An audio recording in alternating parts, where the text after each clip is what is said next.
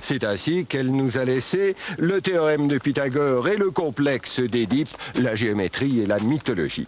Alors bien sûr, ces récits sont pour l'essentiel légendaires, mais dans certains cas, ne se fondent-ils pas sur des faits, des personnages, des lieux réels? Pour le savoir, nous allons confronter ces mythes aux enseignements des sciences historiques. La guerre de Troie a-t-elle eu lieu? Homère nous raconte par le détail le conflit qui opposa les cités grecques à la ville de Troie. Les archéologues ont bien retrouvé ces cités, mais confirment-ils le récit homérique? Et la Crète? La mythologie grecque parle d'un roi légendaire, Minos, qui régnait sur toute la Méditerranée. Des palais ont été mis au jour, mais la Crète est-elle à l'origine de toutes les cultures européennes? Et l'Atlantide? Ce monde fameux qui, selon Platon, aurait disparu dans une effroyable catastrophe. L'Atlantide a-t-elle existé? Ce cataclysme s'est-il produit? Là encore, les réponses sont inattendues.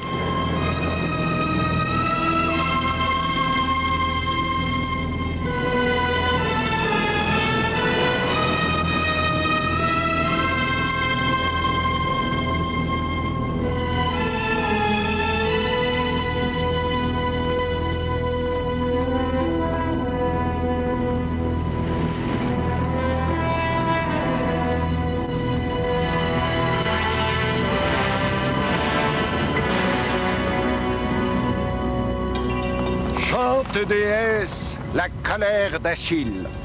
C'est le début de l'Iliade, le récit légendaire dans lequel Homère raconte la guerre de Troie. Alors il s'agit de la tempête, mais la tempête guerrière que souleva l'enlèvement d'Hélène, la reine de Sparte. Les Grecs allèrent assiéger la cité de Troie, s'en emparèrent, la détruisirent. Alors, raconter comme ça, c'est pas très intéressant. Mais Homère en fait une saga épique, pleine de passion, de fureur, d'exploits et de trahison. En fait, les auteurs des péplums, dans les années 60, y voyaient le scénario idéal. Troie était une grande et riche cité, édifiée à proximité du détroit des Dardanelles, sur la côte ouest de la Turquie actuelle. En face, de l'autre côté de la mer Égée, il y avait la Grèce. Et justement, au cours d'une visite à Sparte, un prince de Troie, Paris, tombe amoureux d'Hélène, l'épouse du roi. Pire que ça, il l'enlève. Les faits. Fureur des Grecs. L'affront ne restera pas impuni.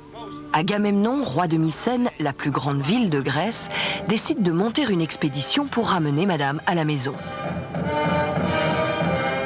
Incidemment, on cassera du Troyen et on pillera leur riche cité. On traverse donc la mer Égée, on débarque, on installe le siège et on s'étripe joyeusement pendant 10 ans. De ces 10 années, Homère dans l'Iliade ne nous compte que quelques jours.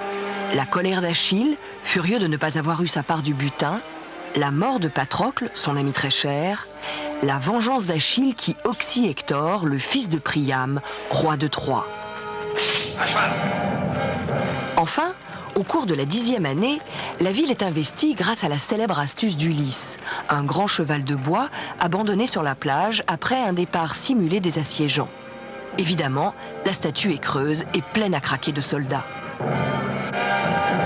Pas méfiants pour un sou, les Troyens introduisent dans leur cité ce qu'ils prennent pour une offrande des Grecs aux dieux. Erreur, car à la faveur de la nuit, les malins grecs surgissent du cheval et massacrent tout ce qu'ils trouvent. Voilà en gros l'histoire. C'est une très bonne histoire, qui n'a rien perdu de sa fraîcheur en traversant les siècles. Oui, mais voilà, est-ce seulement une histoire ?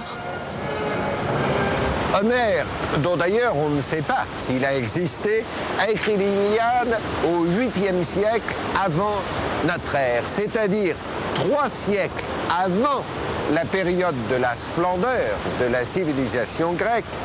Et d'un autre côté, il situe ces événements loin dans le passé, au XIIIe siècle avant Jésus-Christ, c'est-à-dire pratiquement à la période de Ramsès II et de Moïse. Alors on pensait qu'imaginaire ou pas, les événements relatés dans l'Iliade, de toute façon, ne pouvaient avoir laissé aucune trace. Et on le crut jusqu'à ce qu'un personnage hors du commun, Heinrich Schliemann, décide de retrouver Troie, de retrouver la guerre de Troie avec Homère pour seul titre. Un voyou. Non, un visionnaire. Non, un fou, mais un fou génial. Non, un mythomane. Des louanges et des noms d'oiseaux.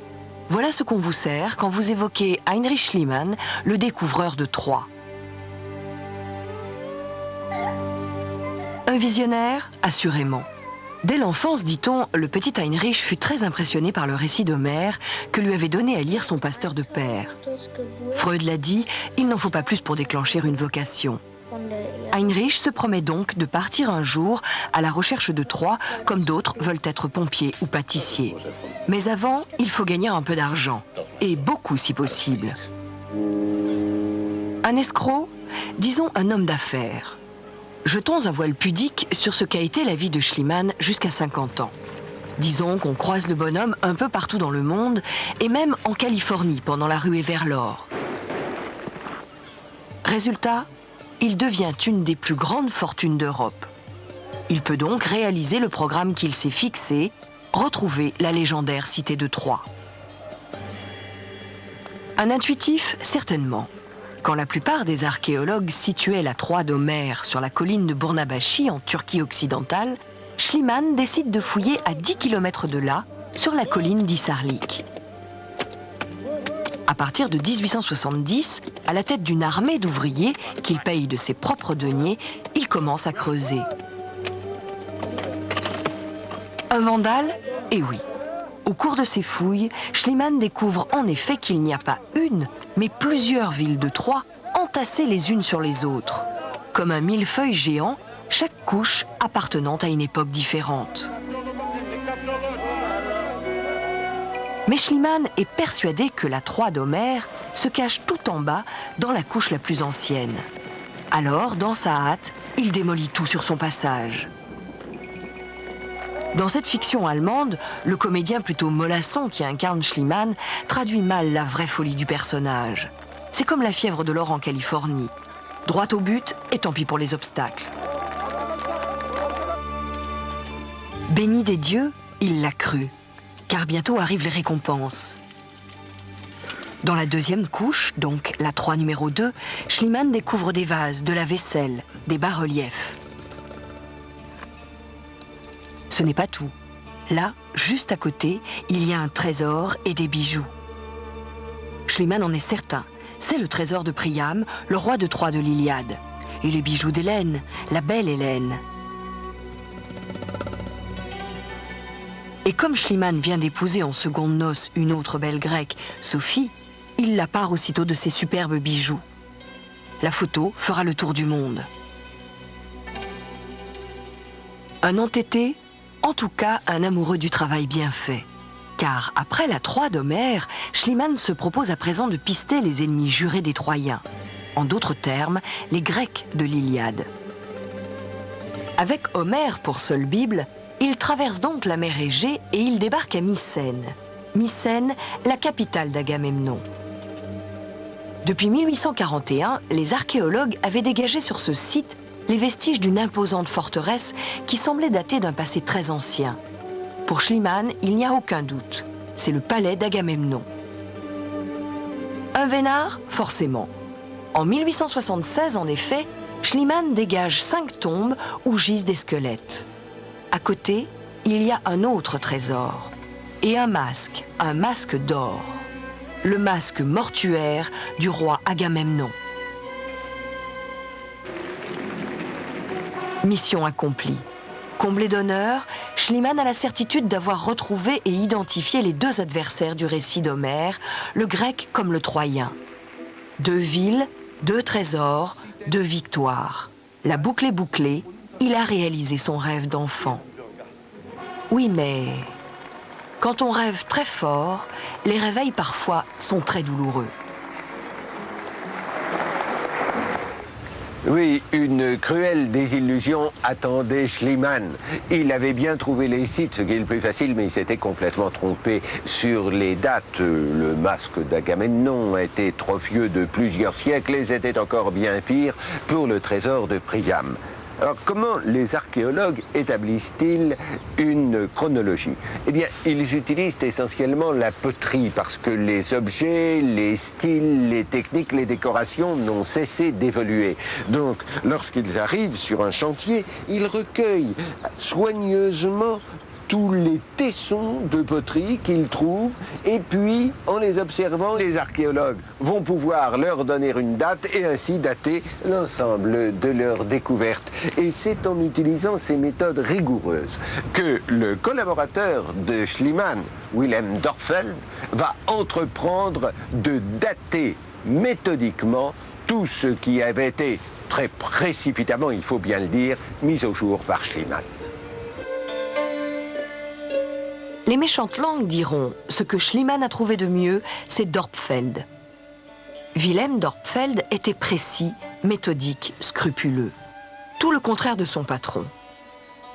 Il reprit donc le flambeau et comme il était architecte, il permit d'y voir plus clair dans la structure du millefeuille. En tout, il y avait 9 troies. 5 cités édifiées tout au long du 3e millénaire avant notre ère.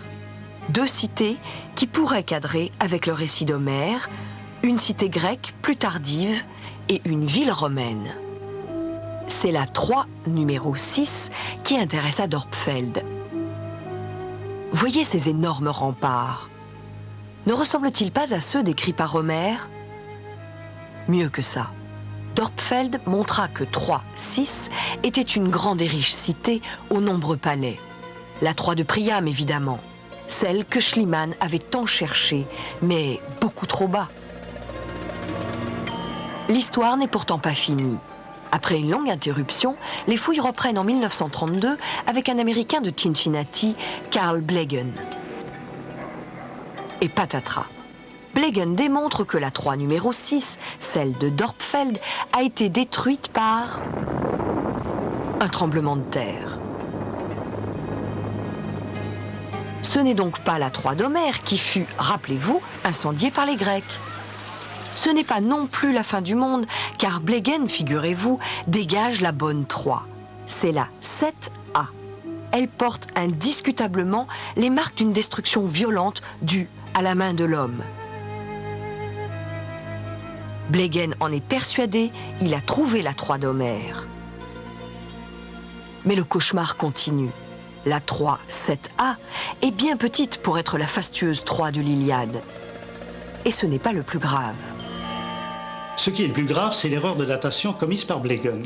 Blegen a daté la destruction de Troie 7A des environs de 1250. Or, aujourd'hui, l'étude des céramiques a permis aux archéologues de placer cette même destruction aux environs de 1200-1180. Bon, et alors ? En 1200-1180, les palais mycéniens, c'est-à-dire les palais grecs, sont détruits. Et par conséquent, Agamemnon n'a pas pu venir à la tête d'une armée de Grecs sous les murs de Troie pour l'assiéger. Donc, la 3-7 ne correspond pas.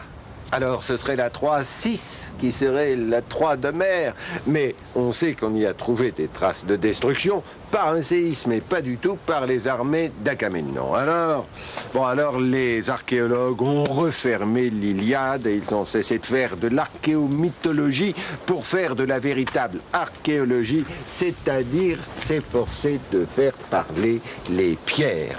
Et c'est bien ainsi que travaille depuis plusieurs années une équipe internationale que dirige l'Allemand Manfred Korfmann. Menées avec des moyens modernes, comme ce magnétomètre, les fouilles de Manfred Korfmann ont porté sur toutes les Troies et elles continuent chaque année à livrer leur moisson de découvertes. Et d'abord ceci, un sceau de bronze datant du XIIe siècle avant notre ère, la première trace d'une écriture troyenne. Cette découverte est intéressante parce que c'est d'abord la première inscription du second millénaire qui a été trouvée à Troie, et c'est une inscription en langue anatolienne, ce qui prouve que Troie était tournée vers l'Anatolie et non pas vers la Grèce. Donc si une guerre de Troie a eu lieu, elle a opposé deux peuples très différents. Oui, si la guerre de Troie a bien eu lieu. Ce n'est pas tout. Manfred Korfmann a découvert que ce qu'on prenait pour la cité de Troie était en réalité la citadelle, la ville haute. En dessous, il y avait aussi une ville basse, plus étendue. L'ensemble faisait de Troie une cité importante, pouvant abriter plusieurs milliers d'habitants. Récemment, les fouilles ont mis au jour les fondations d'un rempart, sans doute une grande palissade de bois qui entourait la ville basse. Plus en avant, un fossé avait été creusé pour servir d'obstacle contre les chars ennemis. Mais quels ennemis? Prudemment, Manfred Korfmann s'arrête là. Le reste est livré à la spéculation. Aujourd'hui, on ne peut plus croire sérieusement que le récit homérique corresponde à une réalité historique. Donc c'est de la fiction.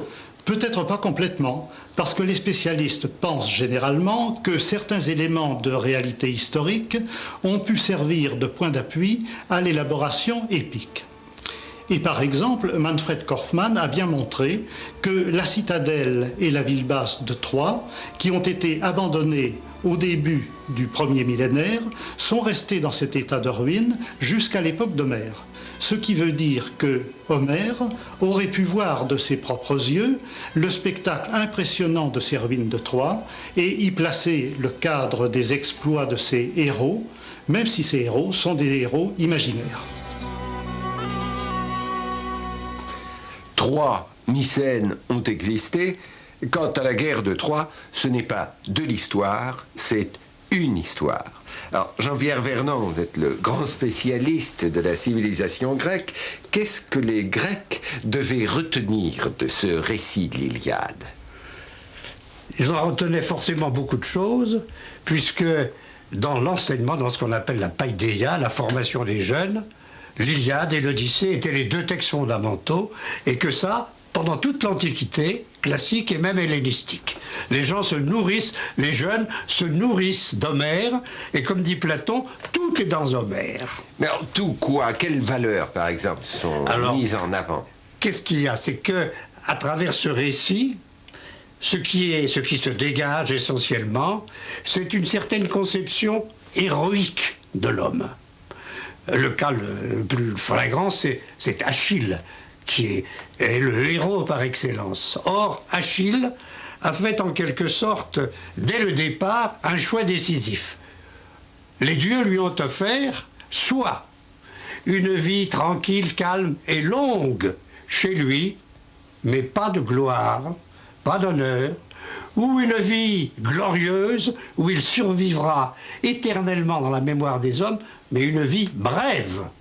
Ça veut dire que pour Achille, ce qui est essentiel, c'est d'accomplir, d'affronter la mort, d'accomplir un exploit qui fait de vous, qui marque toutes les sociétés de son temps et à venir, en choisissant ce qu'on appelle la belle mort.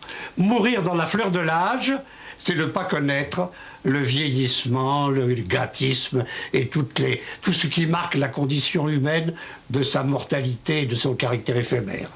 Donc, les Grecs inscrivaient les récits, les modèles de vie dans des récits légendaires au lieu de le mettre dans des tablettes de la loi, quoi. Si vous voulez, il n'y a pas de texte sacré, il n'y a pas de vérité théologique. Il y a l'épopée, qui est d'abord une poésie orale, qui se transmet oralement, qui est fixée au VIe siècle. C'est ça le texte que nous avons. Il y a la poésie, il y aura le théâtre, et c'est là-dedans, en quelque sorte, que les Grecs puisent à la fois ce qu'on peut appeler la théologie. Hérodote pourra dire que ce sont Homère et Hésiode qui ont donné aux dieux grecs leur nom, leur physionomie, leur pourvoir, leur qualification. Entre la littérature et la religion, comme entre la religion et la vie sociale, il n'y a pas de fossé. Alors, il y a un autre monde légendaire des Grecs, c'était la Crète. La Crète, on l'a vu, c'était la patrie de Zeus, mais c'était aussi le repère du Minotaure. Et puis, ça avait été, dans un lointain passé, le monde fabuleux du roi légendaire Minos.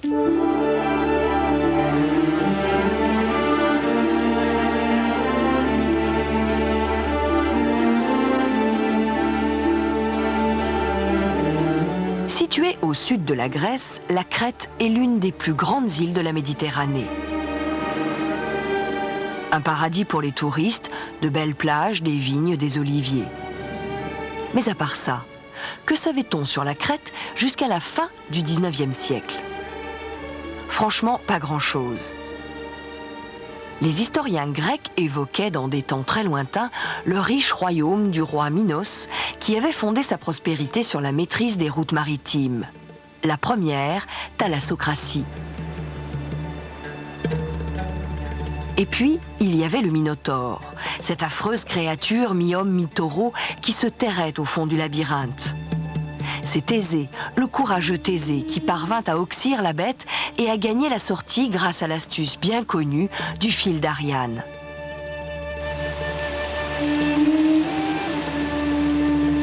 Mais tout cela, ce sont des contes. L'histoire réelle de la Crète antique restait totalement inconnue. C'est alors qu'un autre archéologue aventurier entre en scène, Arthur John Evans. Arthur Evans était né en 1851, on ne doit pas oublier, parce qu'il est mort à l'âge de 90 ans. Il est un produit typique de son âge, deuxième moitié du 19e siècle, plein de confiance en soi, assez autocrate, assez riche, de la haute bourgeoisie. Evans était persuadé que la Crète avait jadis abrité une grande civilisation. À partir de mars 1900, il commence donc à fouiller à Knossos, à quelques kilomètres de la capitale Héraclion. Et très vite, comme pour Schliemann à Troie, ses efforts sont couronnés de succès. Ce qu'Evans trouve ici à Knossos, c'est un formidable palais. Le palais du roi Minos, oui, peut-être. Encore qu'on ne sait pas si ce roi a existé ou s'il s'agissait d'une dynastie. En faute de mieux, Evans parle de la civilisation de Minos, de la civilisation donc minoenne, dont il nous reste essentiellement des palais, le plus célèbre étant évidemment celui-ci, qui est vieux de 3500 ans, c'est-à-dire qui est, disons, contemporain du pharaon Toutankhamon.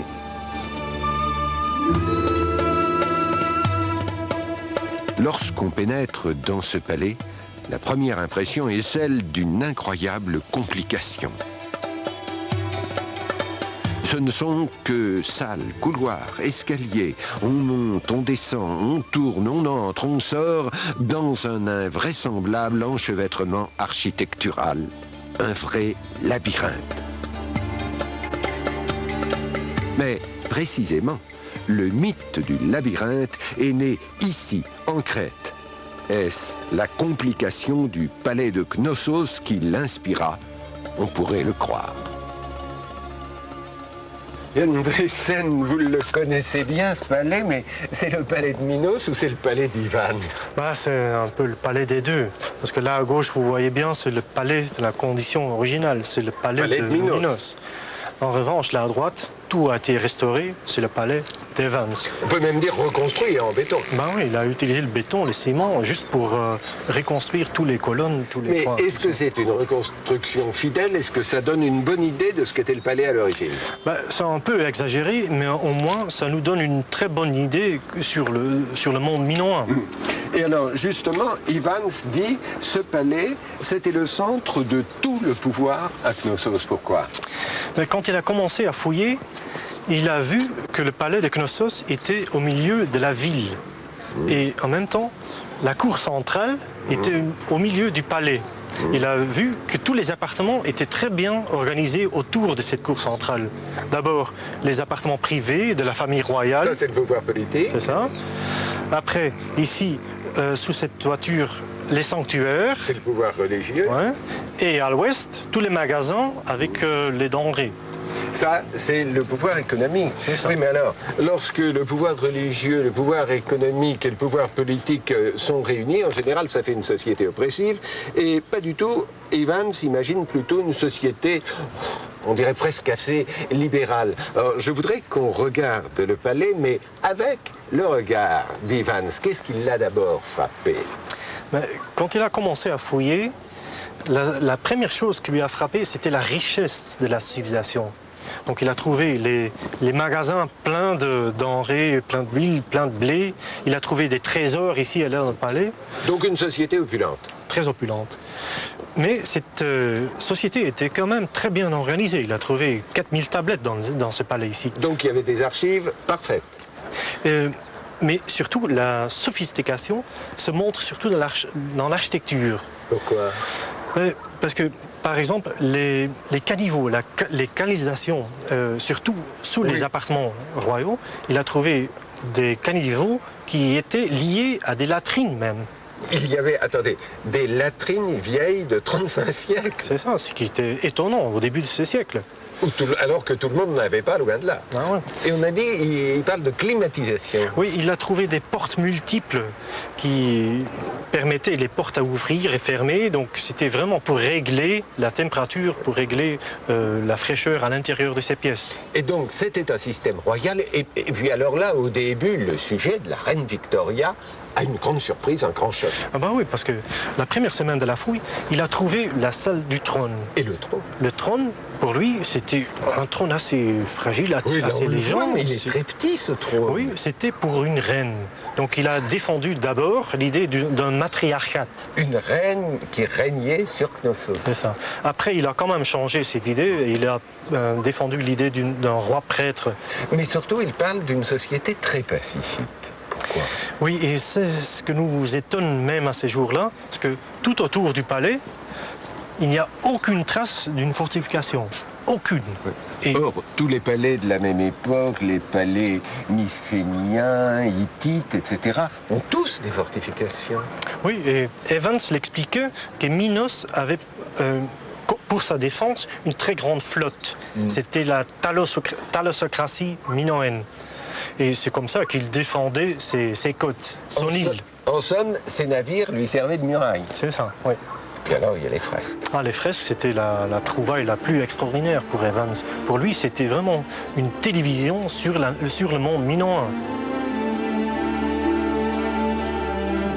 Ces fresques, reconstituées à partir de fragments retrouvés par les archéologues, sont étonnantes de grâce et de fraîcheur. Nous sommes loin ici des compositions figées des monuments égyptiens de la même époque. Les couleurs sont franches, vives, les personnages représentés dans des attitudes réalistes avec un souci marqué de la caractérisation individuelle. Chose remarquable, les femmes se mêlent librement aux hommes et participent à des joutes sportives comme ces acrobates qui cabriolent par-dessus un taureau. Pour Evans, c'était la preuve qu'il exista en Crète, dans des temps très reculés, une civilisation pacifique et prospère où la joie de vivre marchait de pair avec une certaine égalité des sexes. À noter enfin que le choc créé par la découverte de ces fresques au début du siècle fut tel que nombre d'artistes modernes s'en inspirèrent, de l'Art nouveau jusqu'à Picasso. Outre ces fresques, Evans découvre à Knossos des milliers de tablettes comme celle-ci, portant des inscriptions dans une langue inconnue et qui aujourd'hui encore n'a pas livré tous ses secrets.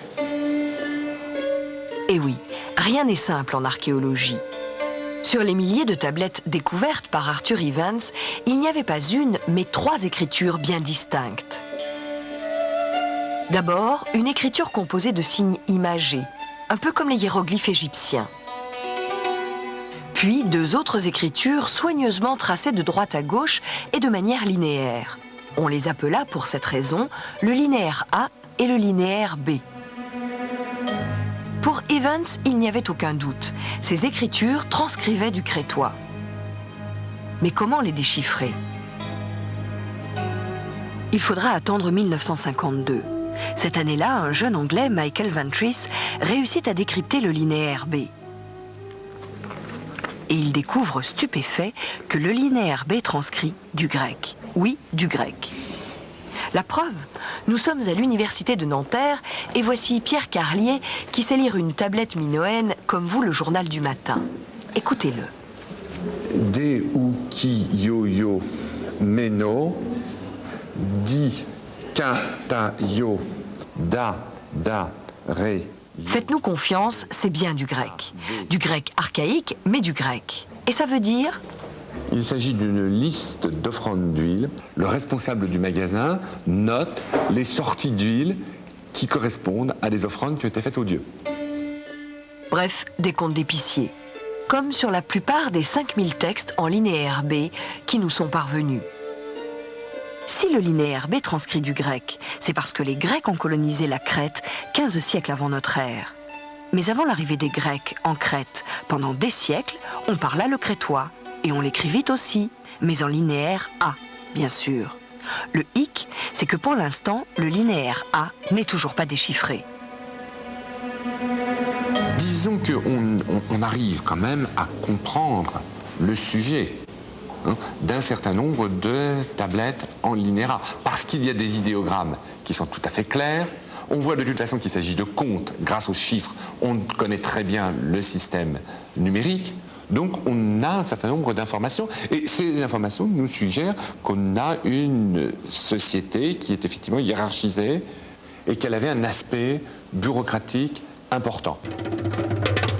Patatras, on est loin, bien loin ici de la civilisation idyllique imaginée par Arthur Evans. Une société pacifique ? Oh certes, il n'avait pas de rempart, mais les fouilles ont révélé que la Crète minoenne fabriquait beaucoup d'armes. Ce n'est pas tout. D'autres découvertes ont poussé les archéologues à remettre en cause cette vision idéalisée d'un paradis perdu. En Crète, Evans s'était surtout intéressé au palais. Aujourd'hui, les archéologues s'intéressent beaucoup aux cités et à la vie des Minoens. C'est le cas notamment ici, sur le site de Malia, et dans ce que l'on appelle le quartier mu. Alors, Yann Driessen, pardonnez-moi de vous déranger. Alors, ce quartier mu, c'était un quartier d'habitation Pas vraiment, c'était plutôt un complexe administratif. Il y avait des habitations, mais qui se trouvaient à la périphérie, donc au nord, là-bas. Donc c'était un complexe qui dépendait du palais. Et là, il y avait un grand bassin, une grande piscine. Mais ça donne l'air d'être une piscine, mais ce n'était pas une piscine. Donc il n'y avait pas d'eau dedans. Attendez, c'est un bassin dans lequel il n'y avait pas d'eau? Non, c'était un bain de culte, comme on dit en fait. Donc on descendait là, dans la cendre de la terre. Donc il y avait vraiment... C'était un rite? Un rite, c'est ça. Et donc c'était une partie un peu sanctuaire, ça? C'est ça. Toute cette partie était sanctuaire. Alors, ici, en revanche, on est dans les pièces principales. Il y a le puits de lumière, donc vous voyez le dallage, les bases des colonnes, donc c'était ouvert. Et puis alors là, il y avait un escalier, ça veut dire qu'il y avait un étage. Et l'étage, c'était le plus important. C'est là où les bureaux se trouvaient et les pièces d'apparat. Ce corridor mène à l'autre aile du complexe. Mais là, dites-moi, c'est un caniveau. Oui, c'était un caniveau. Et ça servait pour évacuer les eaux des puits de lumière et des ateliers qui étaient à côté. Donc là-bas, il y avait les ateliers. C'est ça. Ici, c'était encore des salles de stockage. Oui, vous voyez bien qu'ici et là, il y a des banquettes. C'est ça. Donc là aussi, c'était pour les jarres. Et là, cette partie, c'est pas très bien construit. Non, vous avez bien remarqué, c'était probablement les étables. Donc il y a une entrée à l'extérieur et ça ne communique pas avec le reste du bâtiment. Et les Minoens qui vivaient ici, est-ce que j'avais une vie un peu moderne, individualiste, comme l'imaginait Evans? Non, c'était, en tout cas dans cette période-là, c'était pas le cas du tout. C'était une vie très organisée. Les maisons et les habitants dépendaient du palais, tout à fait. Oui, c'était presque militaire, quoi. C'est peut-être un peu exagéré, mais c'était très organisé, très réglé. C'est ça. En revanche, la vie de chacun dépendait complètement sur le plan professionnel, sur le plan privé, sur le plan économique. Tout ça dépendait du pouvoir qui était ici. C'est ça. En revanche, Evans avait plutôt raison pour la période qui suit sur celui-ci. C'était 100 ans plus tard. On voit, même à Malia, Knossos et ailleurs, qu'il y avait des maisons de bourgeois sont devenus riches. Il y a eu vraiment une évolution sociale. C'est-à-dire qu'en 100 ans, la société minoenne a évolué et sur la fin, elle ressemblait un peu au rêve d'Evans, mais seulement sur sa fin. Sur sa fin, c'est vrai. En définitive, Jean-Pierre Vernant, la Crète, c'était un mythe limité, assez confus chez les Grecs, mais c'est Evans qui va en faire le mythe de la première civilisation moderne. Oui, le mythe, c'est lui. C'est lui, parce que pour les Grecs, disons les Grecs de l'époque classique, ils ne se sentent pas enracinés, ils ne sentent pas que la Crète est le point de départ. Elle existe, mais elle existe, si je peux dire, refaite, remodelée par leur mythe. Au fond, pour eux, la Crète, c'est l'histoire de Thésée, qui est quand même fondateur d'Athènes d'une certaine façon. Et qui va vaincre le Minotaure. C'est-à-dire que la Crète ne sert là que de décor à l'arrière-plan et permettant à un héros typiquement athénien de revenir en vainqueur. Mais alors, Evans va spontanément y voir le départ de toute la modernité. C'était peut-être parce qu'en 1900, il était content, lui, britannique, que montrer que c'était bien en Europe qu'était née la civilisation, non? Oui, je pense. Et c'est sûrement une des raisons qui fait que, de la même façon que les Allemands ont eu tendance, dans l'historiographie concernant la Grèce, à prétendre que l'essentiel, c'est le fait qu'il s'agissait d'Indo-Européens, des Doriens, et que c'est ce qui explique l'extraordinaire inventivité des Grecs, le fait qu'ils sont la civilisation de base, parce qu'ils appartenaient à cette ethnie. Tout ça, aujourd'hui, les archéologues, les historiens le remettent fortement en question. C'est beaucoup plus compliqué. Moi, je dirais volontiers que la civilisation grecque, elle ne se comprend que dans ses rapports avec la Crète d'abord, et ensuite avec tout le monde asiatique qui est par derrière. C'est une civilisation où il y a eu métissage culturel.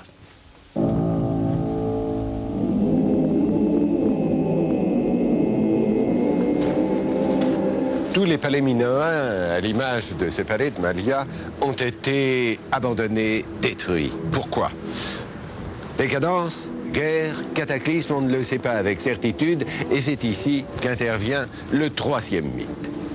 Imaginez une civilisation resplendissante, la société parfaite en quelque sorte, et qui disparaît complètement en l'espace d'un jour et d'une nuit. C'est le mythe de l'Atlantide. Et certains ont voulu voir dans la destruction des palais minoens l'origine de cette légende. Alors, ce monde perdu et retrouvé du roi Minos, ce monde serait-il la fabuleuse Atlantide? Voyons cela. Ce que nous connaissons de l'Atlantide, c'est le philosophe Platon qui nous l'a transmis au IVe siècle avant notre ère dans deux dialogues, le Timée et le Critias. Ακόει δύο Σόκρατες, λογουμάλαν με να τόποι παντάπαση γέμιν αληθόης όσο τον επτά σοφότατος όλων ποτέφη. Imaginez, dans des temps immensément lointains, une civilisation très avancée installée sur une île immense, quasiment un continent, l'Atlantide. Des jardins embaumés où des hommes et des femmes richement vêtus goûtaient au plaisir de la vie, des demeures splendides en pierre noire, blanche et rouge. Oui, l'Atlantide, selon Platon, était un vrai pays de cocagne. Mais l'humaine nature est ainsi faite que les sages Atlantes furent un jour gagnés par l'orgueil, la corruption, l'impiété. Alors Zeus leur envoya un terrible châtiment. En un jour et une nuit, les cieux tonnèrent, la terre trembla et un énorme raz-de-marée engloutit l'île dans l'océan. Exit l'Atlantide, bienvenue aux Atlantidophiles. Voyez vous-même, sur cette table de la Bibliothèque nationale sont rassemblées quelques-unes des savantes études pondues par les chasseurs d'Atlantide. On l'a cherché au cours des âges, dans le détroit de Gibraltar, dans les Caraïbes, à Malte, dans le golfe de Tunis, à Cadix en Espagne. Le cinéma, les romans à 4 sous, l'ésotérisme ont célébré à leur tour le continent mythique. Mais l'Atlantide, la vraie, a-t-elle jamais existé? Réfléchissons. Nous avons un pays et une catastrophe. Et si, en partant de la catastrophe, on essayait de retrouver le pays? Une catastrophe? Eh bien, voici sans doute la plus terrifiante dont l'homme ait été le témoin. Et pourtant, nous nous trouvons dans un petit paradis terrestre, l'île de Santorin dans l'archipel des Cyclades. Oui, mais il faut imaginer qu'il y a 5000 ans, l'île n'avait pas du tout son aspect actuel. Au centre se trouvait une énorme montagne volcanique dont la base correspondait à, vous le voyez, cet énorme cercle et dont le sommet culminait à 1800 mètres. Et puis, il y a 3500 ans, ce fut l'éruption, l'explosion apocalyptique qui souffla, qui volatilisa toute l'île, qui creusa cet énorme cratère dans lequel s'engouffrèrent les eaux de la Méditerranée, formant ce que les géologues appellent une caldeira. Et il faut imaginer que ce cratère est toujours actif. La preuve en est cette île de Nea Kamenni qui est sortie des flots il y a seulement 4 siècles à l'époque de la Renaissance. Et donc, en 1967, vient ici l'archéologue grec Spiridon Marinatos. Il vient à Santorin parce qu'il s'interroge sur la cause de la destruction des palais minoens et il se dit que peut-être cette catastrophe pourrait l'avoir provoqué. En effet, la Crète, elle n'est qu'à une centaine de kilomètres de l'île de Santorin. Il faut donc repartir de cette catastrophe et pour bien la comprendre, eh bien, il faut se rendre là-bas sur l'île, au centre de la caldeira.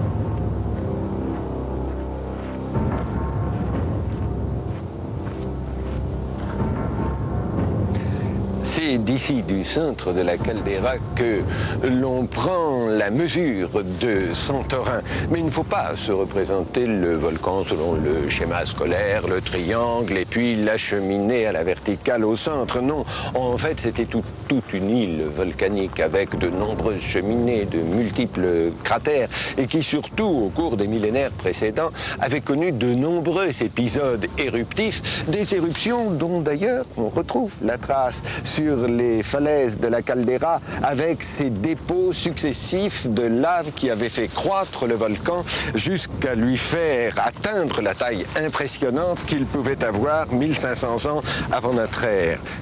L'éruption elle-même a dégagé une énergie terrifiante que les spécialistes estiment à 8 millions de fois celle d'une bombe atomique de type Hiroshima. Quant à la matière projetée par le volcan, eh bien, elle représente un cube de 30 kilomètres de côté. Et les poussières montèrent dans l'atmosphère jusqu'à 35 kilomètres, formant un nuage de poussière qui a recouvert en fait pratiquement toute la Terre et probablement altéré le climat de la planète pendant plusieurs années. Après cette explosion qui a en quelque sorte vidé le volcan, évidemment il s'est effondré. Ce fut l'implosion qui donna naissance à cette caldeira. Seulement, aussitôt après, le volcan a recommencé à croître puisqu'il a fait naître en particulier cette île de Nea Kamenni sur laquelle nous nous trouvons. Et cela va continuer dans les millénaires à venir. Peut-être que dans 20 000 ans, Santorin aura retrouvé sa taille terrifiante et sera prêt pour une nouvelle déflagration. Ainsi vont les volcans qui sont directement branchés sur la dynamique même du globe et qui par conséquent ne s'arrêtent jamais.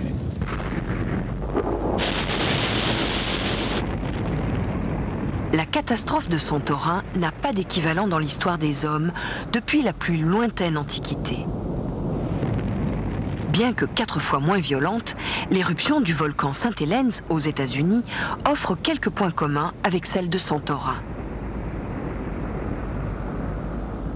En l'étudiant, on peut mieux comprendre ce qui déclenche la colère de ces imposants cracheurs de lave et de poussière qu'on appelle les volcans éruptifs.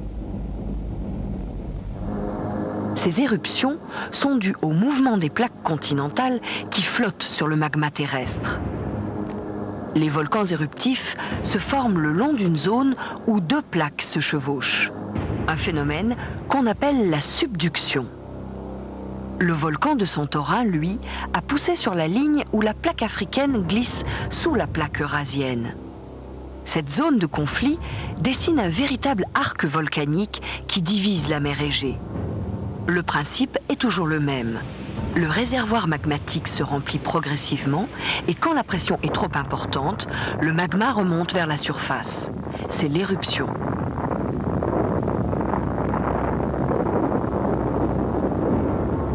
Une catastrophe, un désastre. L'explosion de Santorin ne fut pas seulement un cataclysme d'une violence inouïe, ce fut aussi une fin de monde. Nous sommes ici à Akrotiri, le Pompéi de Santorin. Cette cité a été submergée par les bombes volcaniques, par la lave. Elle fut ainsi conservée dans sa gangue volcanique pendant des millénaires. Elle commence seulement à émerger. Ville fantôme, ville martyre.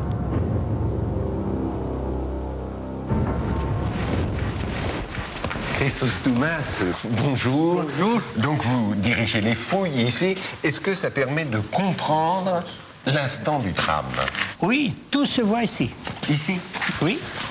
Alors, là, sur le fond, c'est ce qui est tombé? Sur le fond, nous avons, à la partie inférieure, nous avons la couche de pierre ponce qui était tombée la première. Et puis, nous avons une énorme couche de cendres volcaniques qui avait couvert toute l'île.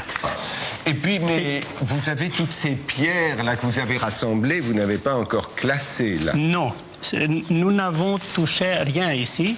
C'est un tas de pierres que les habitants de l'île, après une destruction volcanique qui a précédé l'éruption, étaient rentrés pour nettoyer et rebâtir leur maison. Et donc, ils avaient déposé les pierres pour les réutiliser. Donc, avant la grande explosion, il y avait eu un premier tremblement de terre ou une première explosion qui avait fait des destructions et ils étaient en train de reconstruire. Oui. Lorsqu'est arrivée la grande explosion. Oui.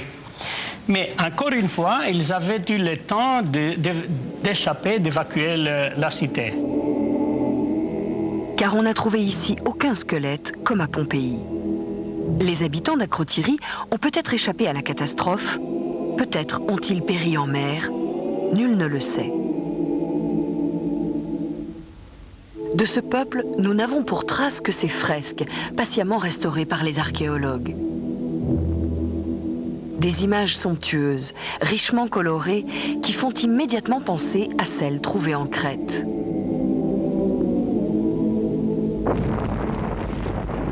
Mais la Crète, justement, elle n'est, on l'a dit, qu'à 100 km au sud de Santorin. Alors, a-t-elle à son tour été ravagée par l'explosion du volcan? En d'autres termes, le royaume de Minos pourrait-il être la fameuse Atlantide engloutie de Platon? Pour répondre à cette question, des géologues de Clermont-Ferrand ont reconstitué la maquette du volcan. Donc voici la phase initiale de l'éruption. La suspension de gaz et de particules monte dans l'atmosphère et s'étale à une hauteur d'à peu près 35 km. Et voici, on voit le dépôt qui se forme à la surface simplement par la retombée des fragments de ponce et de cendres.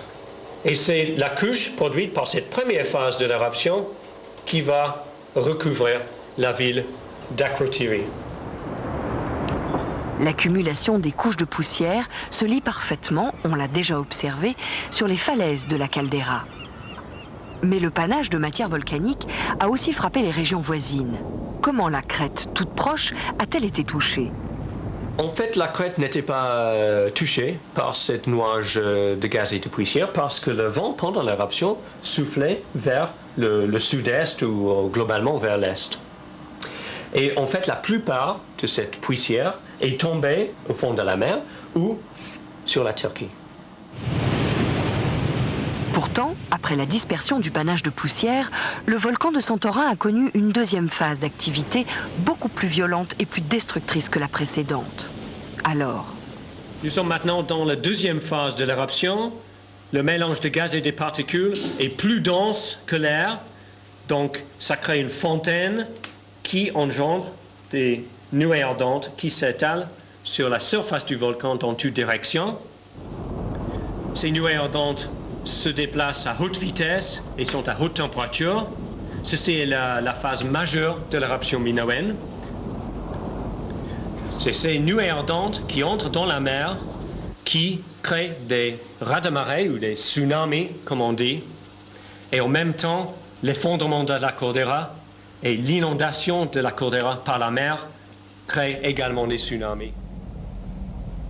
Alors, la destruction des palais crétois pourrait-elle s'expliquer par l'arrivée de ce raz-de-marée? On sait que ces tsunamis ont sans doute frappé la côte nord de la Crète. Il y avait probablement pas mal de destruction à cause de cela, mais on ne peut pas expliquer la destruction des palais qui se situent en grande partie à l'intérieur de l'île par l'impact de ces tsunamis. En plus, on sait que, à partir de l'évidence archéologique, que l'éruption, en fait, s'est produite bien avant la destruction des palais. Alors, on ne sait pas exactement la durée de temps entre les deux phénomènes, mais il s'agissait de probablement plusieurs dizaines d'années, selon les archéologues. Oubliez donc ces images. La Crète n'a pas été détruite par un gigantesque raz-de-marée. La Crète n'est pas l'Atlantide. La civilisation minoenne a certainement souffert de l'explosion de Santorin. Peut-être même est-ce l'origine de sa décadence. Quoi qu'il en soit, la fin du royaume de Minos n'a rien à voir avec l'apocalypse que décrit Platon.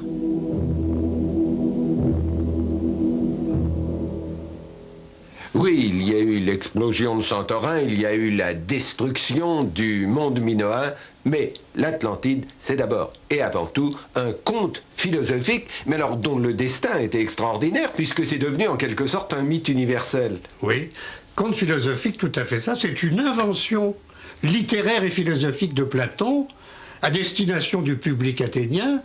Et à travers l'histoire qu'invente Platon, et le terme même d'Atlantide, ce qu'il veut, c'est donner une leçon aux Athéniens, leur expliquer que le développement de la cité, le commerce maritime, la flotte, la navigation, les colonies, c'est le commencement de la catastrophe. Mais il était déjà contre la mondialisation.